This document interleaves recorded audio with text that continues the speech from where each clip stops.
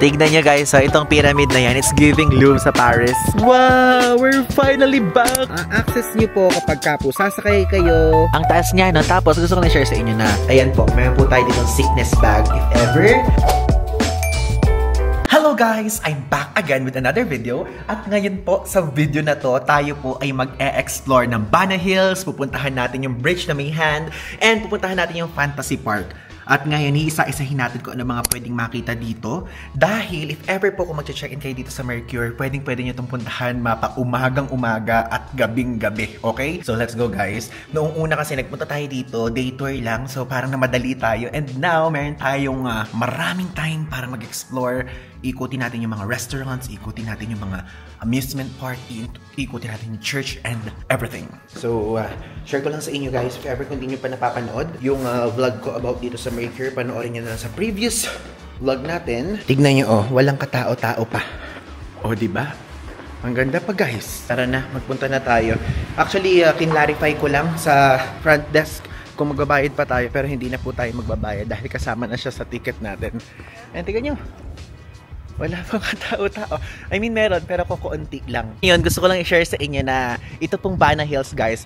Located po siya sa Trongson Mountain na meron po siyang layong 42 kilometers sa Danang City Center. Tignan nyo yung itsura, yo. So, time check, it's already 6:47 AM. Ganito po ang lagay ng weather dito. Wow, parang bagyo-bagyo vibe na TV Patrol. Actually, nagmamadali kami kasi medyo na late pa nga kami sa parang first cable car na ride. Kasi yung first cable car ride po ay 6 AM to 6:05 siya umaalis and 47 na. But it's okay, maaga pa din to. At least hindi tayo makakapunta doon ng mga bandang 7 or 8. I think medyo crowded na by that time. Hello! Morning! Ayan, excited ka na ba magpunta doon sa Kamay na bridge? Excited. Yeah, kasi yun yung gusto mong puntahan dito sa Danang, no? Tingnan niya. Guys, puro flowers. Mamaya picturean kita dyan. Oo, pwede naman nating balikan later yan. Yung bridge, magiging crowded yan mamaya. Kung hindi nyo pa po napapanood yung previous vlog natin, is pinakita ko po doon yung world's longest cable car. Kasi kailangan nyo mag-cable car bago kayo makapunta dito. Kaya at the same time, may experience nyo din tong ganda nito na parang Baguio vibes guys. Actually, mas malamig pa nga sa Baguio eh. Kasi sa Baguio hindi naman ganito lagi. Yung almost zero visibility.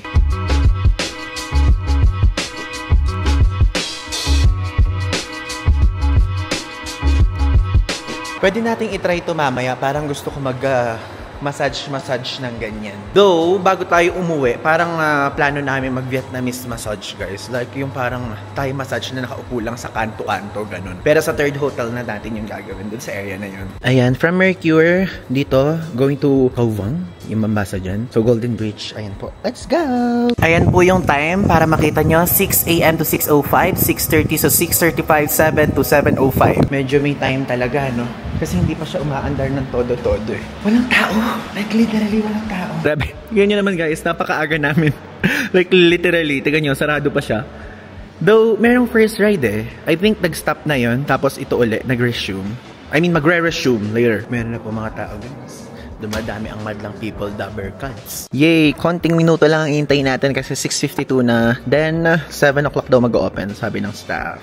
Sa mga taong tulad ko guys na mahilig sa mga malalamig, again, huwag nyo pong i-skip tong Bana Hills dahil dito all year round cool ang weather. Hindi naman snowy levels, but at least after nyo mag-beach, dun sa Mickey Beach is pwede kayo magpunta dito para magpalamig. Or pwedeng unahin nyo to, then ihuli nyo yung beach area.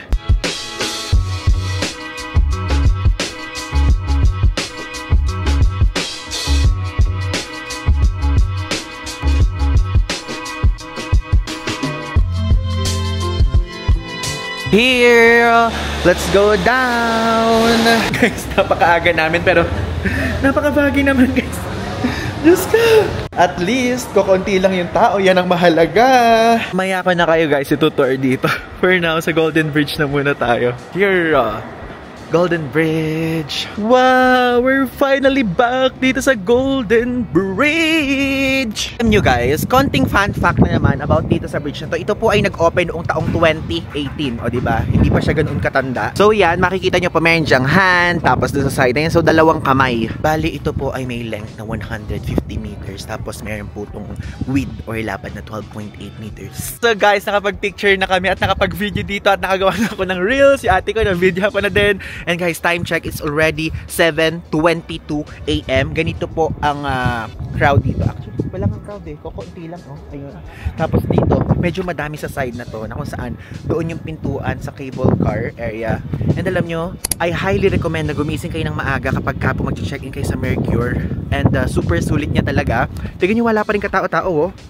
Diba? Wala po siyang katao-tao at all. Like, parang ano lang, piling-pili lang yung areas na meron. Tapos alam nyo, napakaganda po dito.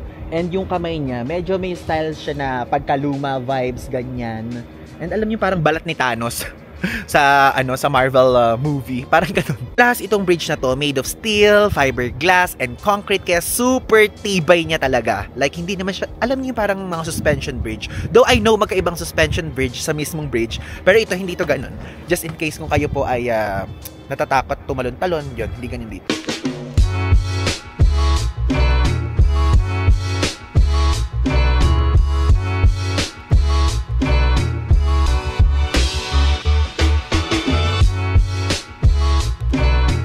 Now, ipapakita ko naman sa inyo yung ibang part dito sa area na to. Kasi usually, yung mga nakikita nyo sa vlog, sa pictures, ito lang mismong kamay na to. Pero meron pa pong mas magandang area dito. Kasi, ano to guys, itong area na to, pure of French things, French vibes, ganun.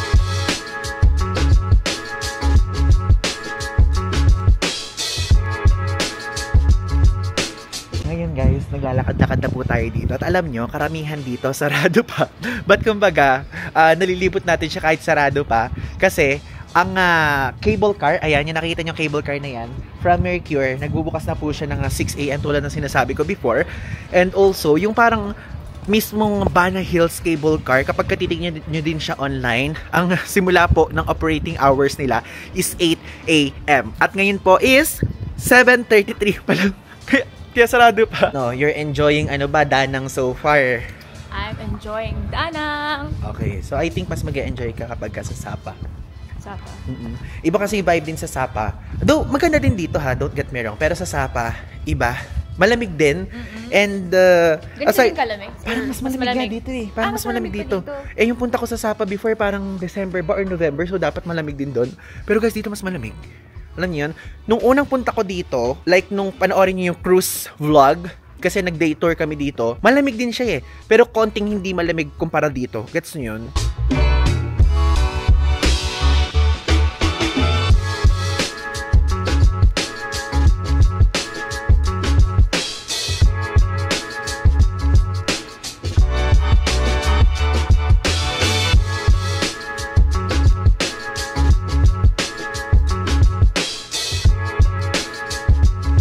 Welcome to Le Jardin!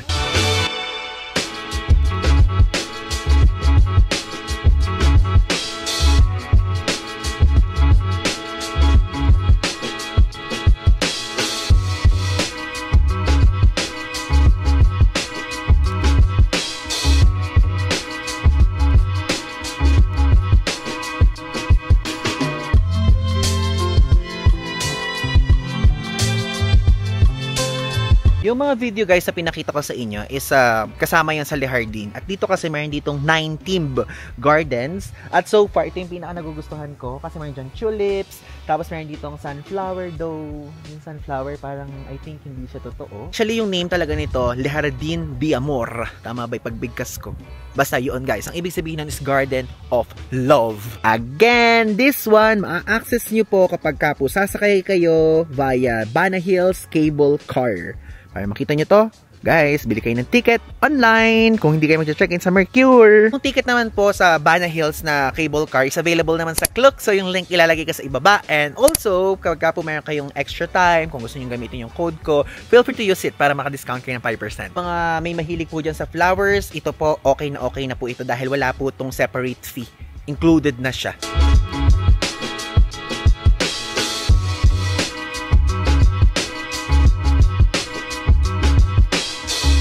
Guys, 7:56 AM na. Sabi kasi niyo, 'di ba, 8 o'clock nagbubukas 'to. Ayan oh, meron ng tugtog ngayon. Meron na kayong maririnig sa background. And I think pamaya-maya dadami na po ang tao dito.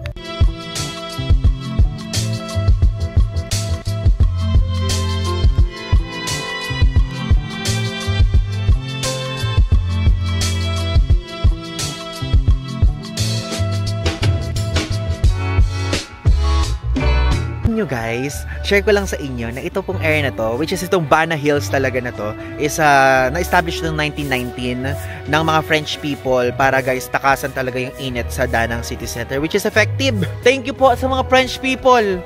Dahil sa inyo, lumamig guys sa feeling kasi napakainit talaga literally doon sa baba.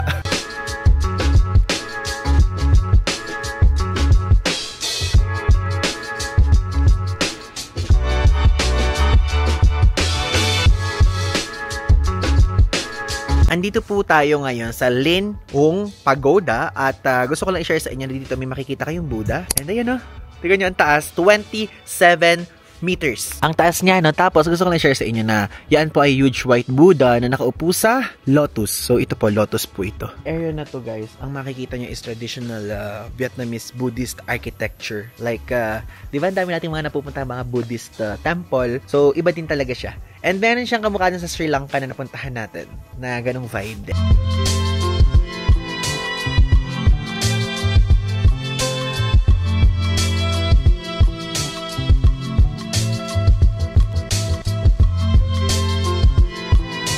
Tapos na tayo guys dun sa area ng mga garden at ayan, dumadaan na naman po tayo dito sa Golden Hand Bridge at gusto ko lang i-share sa inyo na ito po ay inspired po ito sa kay Hand of God. Gusto ko lang i-share sa inyo na yung design dito inspired siya from Hand of God at super sikat nito even sa mga international publications, news outlets tulad ng CNN na feature po ito guys. Tignan nyo guys, time check, 8:24 AM.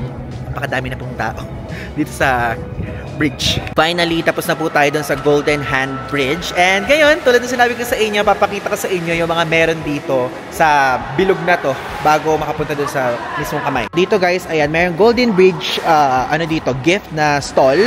So dito, pwede kayo makabili ng mga pasalubong. Yung mag 350,000 dong. Yung fabric fan o yung pamaypay is 99,000 dong. Yung magnet, 85,000 dong guys. Ay, ang ganda nito oh. Itong Golden Bridge na to. Ang ganda niya.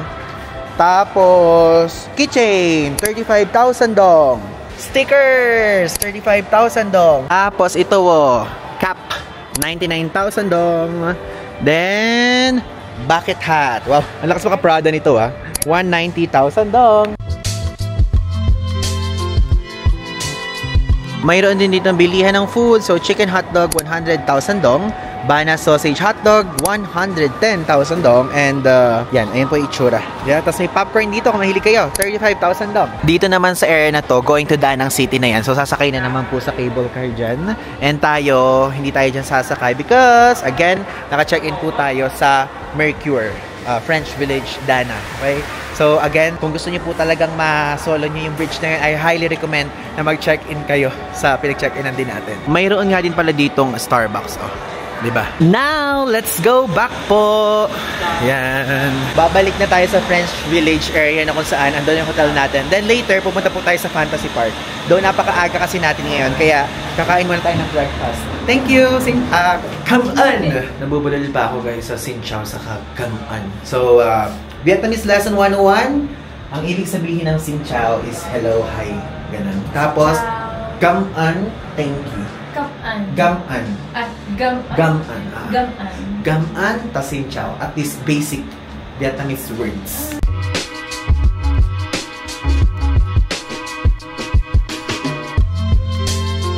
Guys, share ko lang sa inyo if ever kung mayroon po kayo motion sickness, then alam nyo na, sa hindi inaasahang pagkakataon ay ayan po, mayroon po tayo ditong sickness bag if ever. Sa mga may motion sickness, again, ito po, ano po to, itong Sun World Bana Hills ay concerned sa inyo. Kaya nag-ready ng ganyan. Kumuha nga tayo nitong map para papakita ko sa inyo later. Ito pong ruta na to, kahit hindi kayo guys dito mag-i-stay, is madadaanan nyo. So, yung French Village Amusement Park, magkasama yan. Kaya ngayon, let's go! So guys, pagpasensyahan nyo na po, di ba nasabi ko doon sa previous vlog na magdi-dinner buffet tayo? Parang inisip namin lunch buffet na lang para bandang gabi ay ano na, tawag nyo yun, natunaw na po lahat ng mga kinain.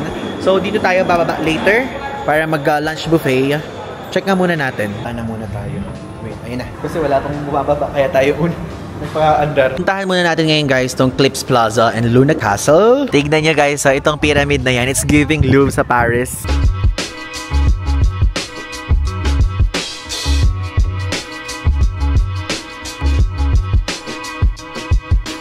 Now, ngayon po ay iintayin natin itong pagbubukas ng Four Seasons kasi mag-brunch tayo dito. Buffet restaurant siya, 380,000 dong, 10:30 nag-o-open, then nagsasara ng 15:00 yung buffet area.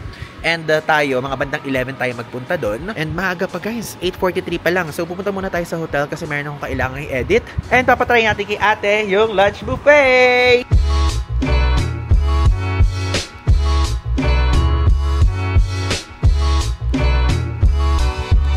Yung Pop Mart dito, may nakapila na. Ang ganda ng Pop Mart nila, it's giving castle vibes.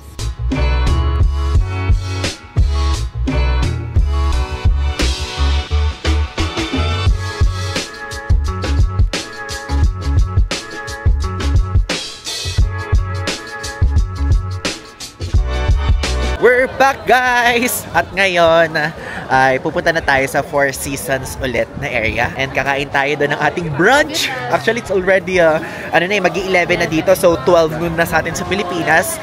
And yun, I'm so excited. And nakita ko naman na siya in person guys, napakadaming variety of food options na meron doon talaga. Tignan nyo kung gaano kadaming tao na po ang meron dito. Dami ng tao. Kanina di ba wala? Kaya super okay talaga yung decision na gumising po tayo ng maaga. Yay! So, andito na po ngayon tayo sa area. Papunta sa Four Seasons. Grabe oh, ang grande ng lugar na to. Bili tayo guys. Pwede po ang card. And ito yung presyo oh. 380,000 dong. So, libre kapag ganito yung height. So, tayo, hindi na yan.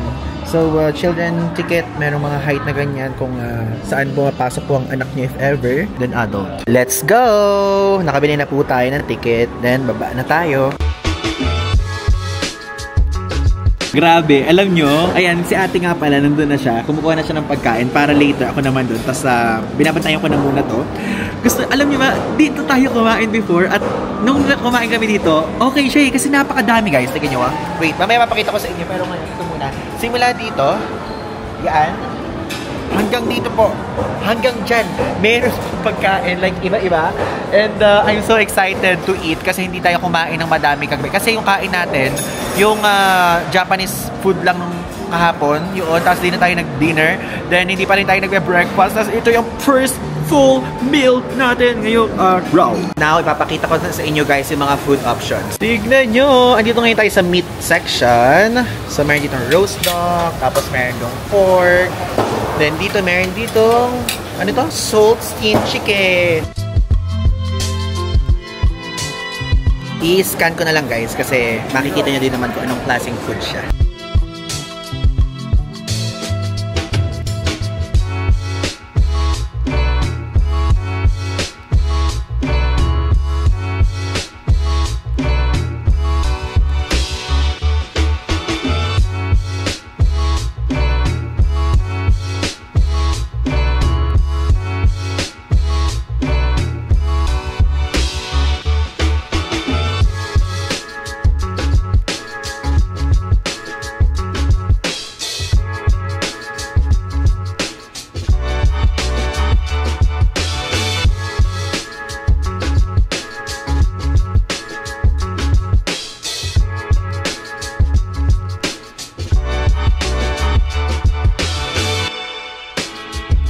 Ito guys tayo. So itong meat, tapos itong spaghetti, ito yung kay ate.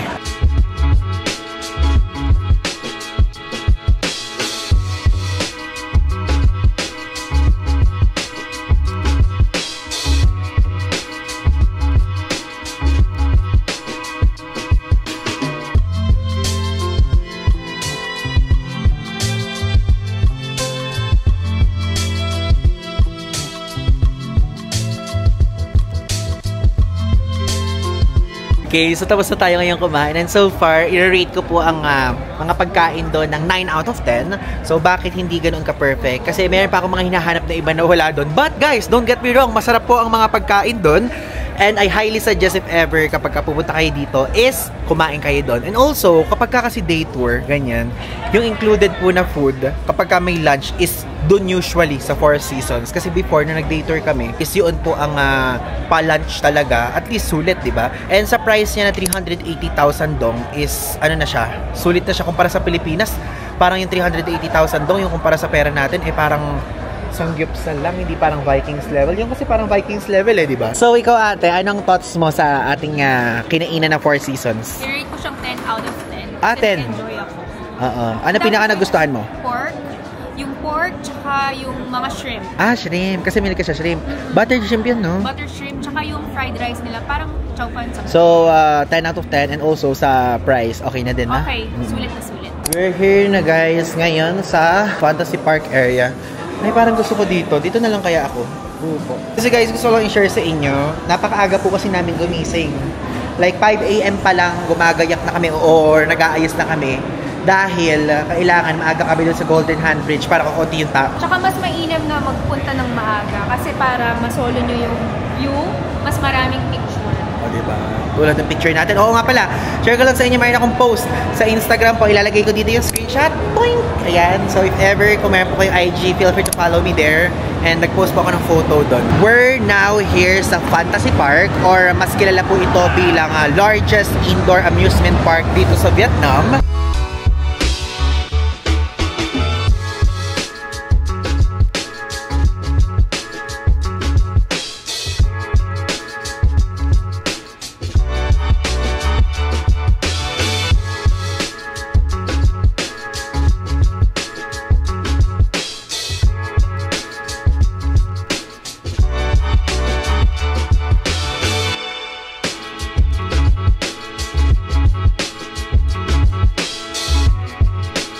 Alam nyo guys, itong Fantasy Park, super lawak nito eh. Meron itong lawak na 21,000 square meters. And yung mismong area na to, inspired siya sa novels ni Jules Verne.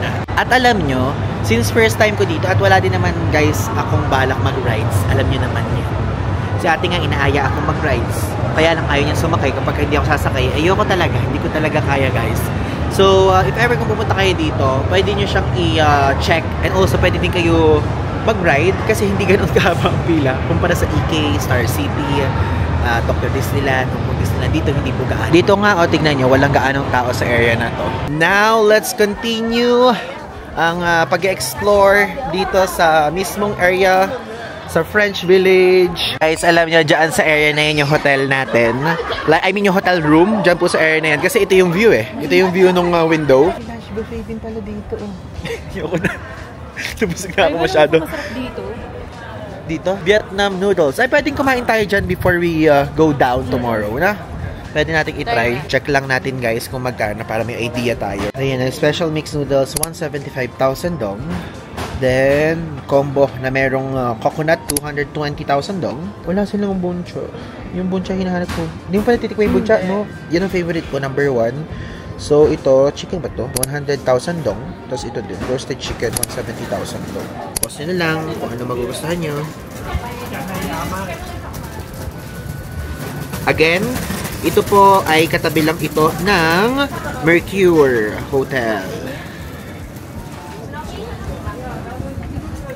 Parang gusto ko mag-try ng coconut ice cream plus coconut something. Mahal naman, 100,000 doon. Tignan nyo mo yung katabi. Guys, katabi lang to ng hotel. Like, literally. Ang ganda. So guys, ang gagawin ko is, videohan ko na lang, tapos imamontage ko na lang para makita nyo ng kabuuan.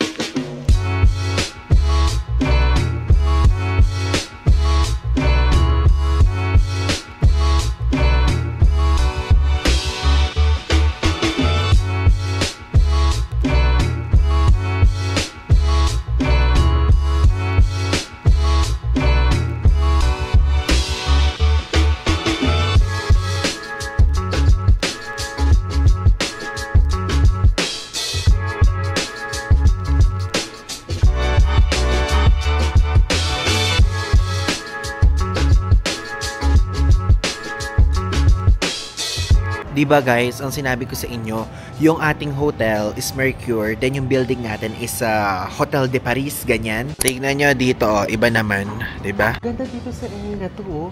Less crowded, and parang close to wala na nga nagpupunta halos eh.